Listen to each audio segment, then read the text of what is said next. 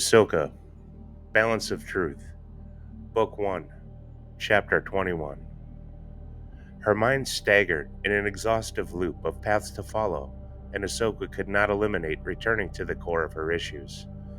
The innate fear of falling victim or even prey to the dark side energies flowing within her would not allow itself to be evaded. How then would there ever be a concise path forward? She mentally argued with herself. With those thoughts, Anakin was the first thing to enter her mind. The anguish she thought she had extinguished remained a torturous constant that would not placate. Over and over, her head replayed the confrontation on Malachor, begging questions within her that could never be followed through to any logical conclusion. The anger that would swell itself into a manifestation of utter rage and hatred would not be abated, and she sensed Master Yoda could feel it as well. What, then, was there to be done about Anakin? Vader, she corrected herself. He had confirmed as much in their exchange. Anakin was indeed consumed and had ceased to be. Any shred of what had remained was and would forever be lost to irrationality. Is this even my path? She posed the question to herself 1,000 times since Ezra's intervention. This line of thought had brought her out of any other thought she had found. What was Ezra's path? And how would she ever decipher her part in it? The thought elicited the true nature of her being, everything she was, could hope to be, and stood for. She understood him even when he did not understand himself. She was him. He was her. Although their paths had diverged, it was only at her insistence that they do so. Should she have followed him back to Lothal? Could she possibly answer that? Her logic had seemed sound at the moment, as the Emperor's reach would have most certainly consumed them both, had they not split up, but would it have? Again, supposition. There was no wisdom in following paths of thought lost to time. Circumstance be damned. It was, however, helpful in directing her thoughts to more tangible and practical purposes. Upon doing so, she thought about the third and fourth lightsaber in her possession. Holding the hilt of Master Windu's blade had brought a renewed sense of confidence, an exhilaration she had not felt in a decade. The third and fourth lightsabers, each with its own story and connection to her past, were a tangible reminder of her growth and the challenges she had overcome. What else was possible with them in her possession, much less grasp? She knew better than to glean any hope of salvation with them merely being present, but the illogical nature of everything that had transpired since Mortis dissuaded her from disregarding anything out of context. There was meaning in the most minutiae of events and items. By all accounts, Master Windu had fallen at the hand of Palpatine, but stories also proclaim the deaths of Anakin, Master Yoda, and Master Obi-Wan, who all live in direct contrast. His saber in her lap meant nothing to her outwardly, yet sparked that sense of hope within her that she thought was lost on Malachor. How was that even to be taken as a path forward, she thought, with absolutely nothing from which to base hope? She lacked any sense of Master Voss's ability to retrocognize. Was that then her path, or at least the starting point? Perhaps he had also survived. He was also thought to have been killed sometime before the Jedi Purge, but her irrational thinking was shifting into a higher gear. This would most certainly be something to bring to Master Yoda. Her mind trailed off in thought as she heaved a deep breath. The veil of darkness surrounding her was welcome, currently, as she refused to invite the Force in for any intervention. Ahsoka felt very deeply that this was her conundrum to evaluate. However, counsel with Master Yoda was precisely why she was here. She knew he would advise her similarly, reminding her that this was her path. She would own her choices and any resulting consequences. Again, she breathed an intense breath, then felt for the newest addition to her belt and concentrated on the hilt of her saber. Of course, that did not escape the notice of Master Yoda. The voice of Qui-Gon had returned. Ahsoka did not look away from the saber hilt in her hand. Very few things ever do, she returned slowly. May I ask its purpose? After all, you've only two hands. Yet to be determined, I'm afraid. Ahsoka replied sincerely. One does not ignore the song of the Kyber, however, she finished with an emotional twinge, reminded of Master Takagao's Kyber lore teachings. Some would consider it reckless to assume a function without design. However, I take your meaning. Master Kaigo is quite meticulous in her machinations. Moreover, I do agree with taking the initiative in something you believe to be right. Ahsoka could not help but look up, identifying immediately Qui-Gon's reference. Is there a difference? She asked, assuming a shared understanding. There was no immediate response. The stillness of her surroundings began to radiate a warmth she had yet to experience on Dagobah, as a spectral form took shape before her. Long hair and an unkempt beard framed the thin-lipped smile and compassionate face. A long, flowing brown robe covered the rest of his body, arms folded upon one another. Mind if I sit? The form of Qui-Gon said with a smile, taking a seat on a rotted stump. There are many similarities and differences, Ahsoka, but the premise remains the same. Was it him, or the force around him? Ahsoka asked, only glancing up to view the spectral form and nothing more. She felt an increasing bond with this spirit, one she couldn't quite place, however. Both, he said without hesitation. A virgin's is truth, complete and undeniable. He embodied then, and still does, the force around him. Ahsoka did not say anything right away. She thought about all the angles his comment could represent. The intricacies of perspective will always be limitless. The fault is not yours, you know, she said, finally looking back down at the hilt in her hand. I would have made the same decision, I think. She hesitated briefly as the words resonated with absolute sincerity, unmistakable truth. His stubbornness always clouded his actions. There was no way to know what path he would have taken truly. Truer words have never been spoken, Qui-Gon replied. The sins of the past will always segue to the crimes of the future when perspective is not firmly established. But that is the way of the Force, and that of life. He drifted off in apparent contemplation. Ahsoka chuckled at the mental projection her immediate thought produced. Interesting how stubbornness seems to have always followed your apprentices. Obi-Wan is much the same way. For all his logic and wisdom, he can become trapped in his mind, she paused. Truly like brothers. She felt tears welling at the corners of her eyes upon voicing the thought, and the familiar pull of anguish at how far the polar extremes regarding personality and emotion guided and hindered them. A subtle smile spread across the visage of Qui-Gon, pulling his lips even tighter. You would be the only one to know the particulars of that statement in its entirety, Ahsoka. To that she could not argue, the three of them having been inseparable for so many years. She closed her eyes tight to keep the tears at bay. She understood the compassion and intention of his words. Still, her emotions immediately associated a myriad of those shared experiences in mere seconds as they pulled at her core longingly for days gone by. She gripped the hilt of Master Windu's lightsaber tightly as those emotional waves washed over her. She slipped to the ground, curling her arms around her knees, and rested her head upon them as her body racked from unspent grief she kept locked safely away for years. All the unforgettable moments, good and bad, from decades of interaction between them, risking their own lives for one another countless times. The peace and calm they felt when they shared intimate knowledge or when it would become apparent through action. The commitment they had to one another, the trust that bonded them. They were both like brothers, even fathers at times to her. Yet, they would also listen when she had something to say. They were her home, a home she had willingly walked away from. Qui-Gon gave her all the time she needed to work through this process. He remembered, clearly, his own need to acknowledge all that he needed to let go as he lay, dying in the arms of Obi-Wan. Decades of self-awareness were tucked away so no one could penetrate their cage. Fortress walls were erected to protect all the emotions that could never be meditated away. He knew she was in those similar throes, but she was becoming something he could never have. A true gift, he mentally conceded, at what her future held for her and any that would follow in her footsteps.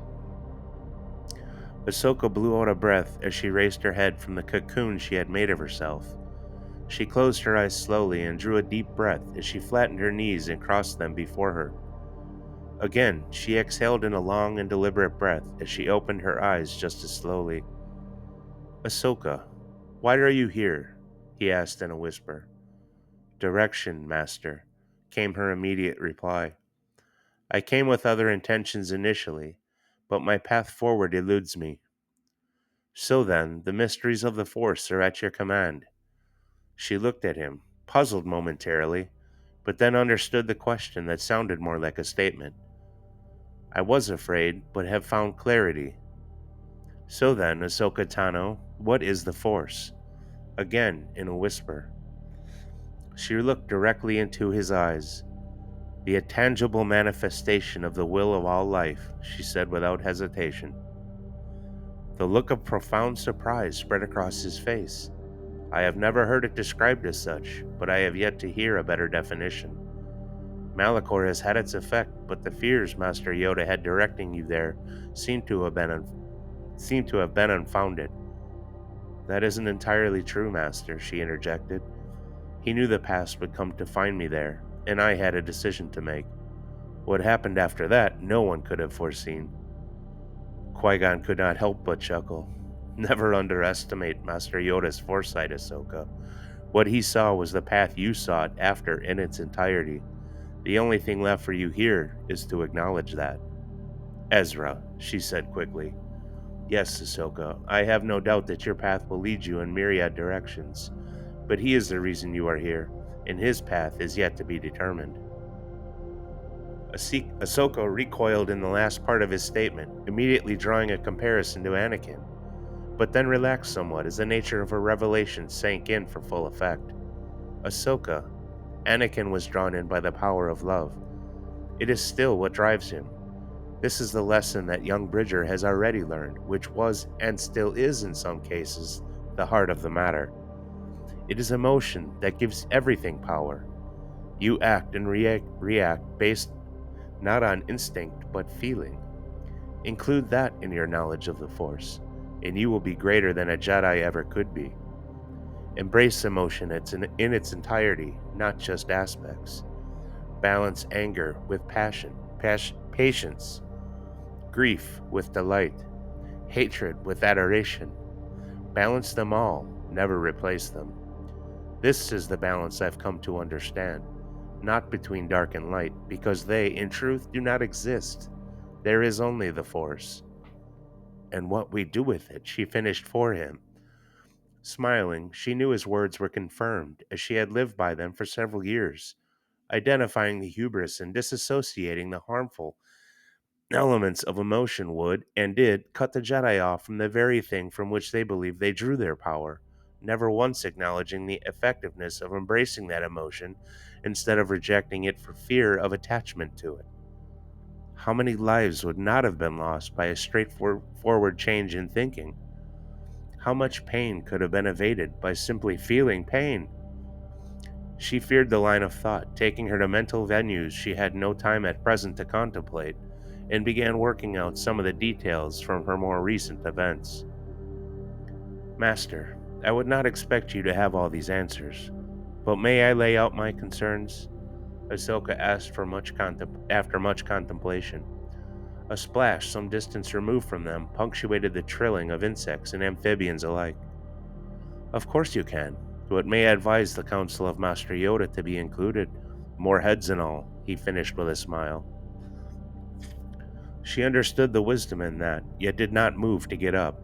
She sat cross-legged, letting her surroundings penetrate her thoughts, how each one moved in concert with those around them. Wings beating high above and the croaking of amphibious creatures on the ground. How the dense foliage above trapped heat within its canopy, causing the ever-present mists to hover through everything, connecting each point of life to another. The smells of fermentation and germination peacefully coincide with those of detritus and decay, life and death. Life feeding death, and death feeding life. One cannot exist without the other. Dagobah's moons playfully illuminating those mists to give them substance and delineate between absolute light and absolute darkness. In a galaxy full of conflict, oppression, and aggressiveness, this small planet stood defiant in stark contrast. Understanding that the Empire could not determine any direct usefulness for the place kept it in its current state, until it did, of course. She shook her head quickly to banish the truth in that and how many other worlds that could be true of. Thank you, Master, for everything, she finally posited, knowing not knowing exactly how to phrase the vastness of her gratitude, but she had an inkling he knew what she was trying to say. I did as I felt I must and would do the same again, Qui-Gon said without embellishment. He seemed to roll his hand further into the spectral sleeves as he tilted his head somewhat. And what path do you choose to follow, Ahsoka Tano? He asked and promptly faded into the darkness, the answer of which was hers alone to define. Begin at the end, Ahsoka whispered to herself, blinking absently. Drawing herself up from the ground, she walked precisely back to where she had come. The premonition hit him full force, and Palpatine was unprepared for it. Research into the arcane arts of the Sith was proving daunting, even for his skilled and tested patience, and as such required his full attention. Being struck by visions and premonitions with the magnitude of this one had caused severe disorientation and mental anguish, yet he welcomed them both as a mother would her child. He saw Mustafar. He saw the Togruta on Mustafar. She was alone but held the power he desperately craved as she walked right into Vader's manse. She uttered no word as she dispassionately cut down the security forces garrisoned there. The loss of life was an afterthought, if even that, to him. It was the strength of her footfalls, the speed of her blade. The blade! He had known her to dual-wield twin white sabers. In her hands now were a fierce purple blade and one of red. The play of color was not lost on Palpatine. The blades danced in ferocious arcs and with blinding speed. She mesmerized her opponents into a trance of whirring color and clashing electrical discharge. The authority and purpose in her every move presented a path forward that she would not be denied. Her passion was unmistakable, intoxicating in fact, a point he had made to himself while watching cam footage of her carnage on Nar Shaddaa. The vision began to fade even while she was canvassing the fortress's many halls, without any clear direction of her purpose. She was only present and looking for something. He closed the tome before him without hesitation, and closed his eyes to meditate on what he had just seen. He forced his will upon the Force, yet there was no answer to his call.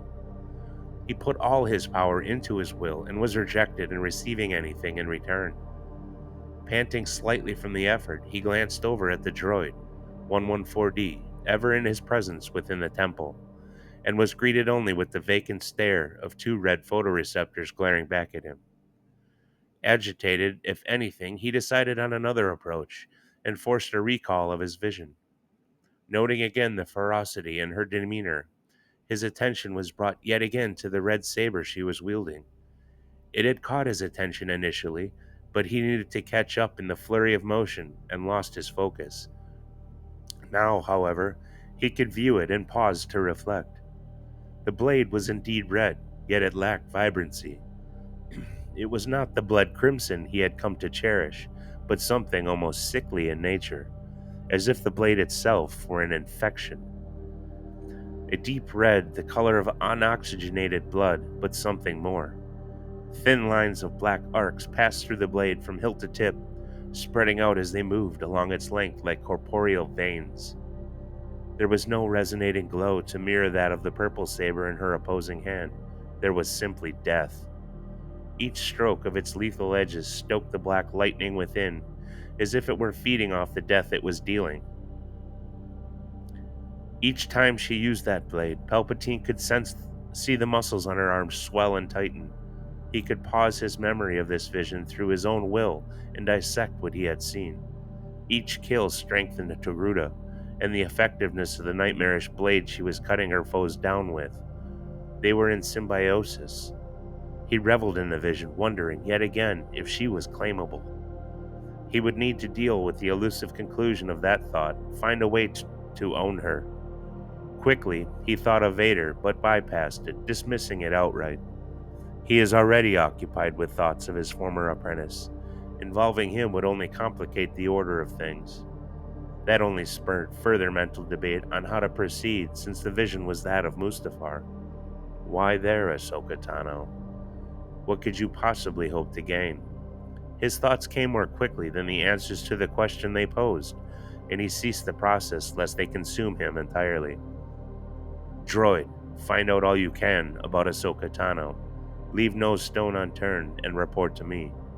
The deep, resonant response of electronic affirmation assured him that 114D complied, as was the whirring of ambulatory struts as it engaged to connect with the Imperial network via the secure connection terminal Palpatine had installed into the temple wall.